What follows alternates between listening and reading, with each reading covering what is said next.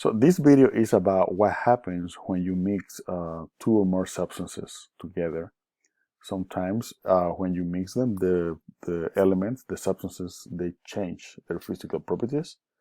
And when that happens, usually a solution forms. And sometimes when you mix two or more substances, the substances, they keep their physical properties. They do not change. So that means that they are not mixing. So we call that as a mixture. Okay, not a solution, but a mixture. Okay, let's go over these examples right here.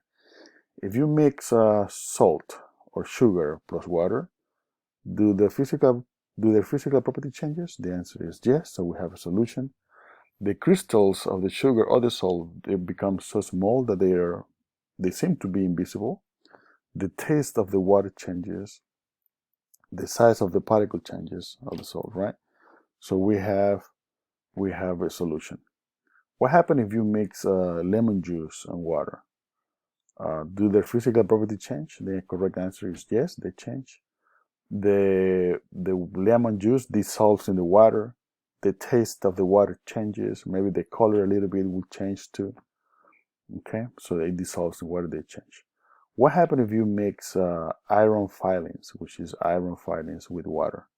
Do their physical property change? They will not change.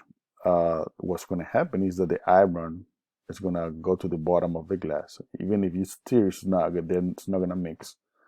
So you can easily separate them. So when that happens, we call that a mixture. They keep their physical properties. The next example, what if we mix gravel with water? Does the gravel dissolve in the water? The answer is no. The gravel is going to keep their physical properties. The size is going to be the same. The color is going to be the same. They are not going to change. So that's another example of a mixture.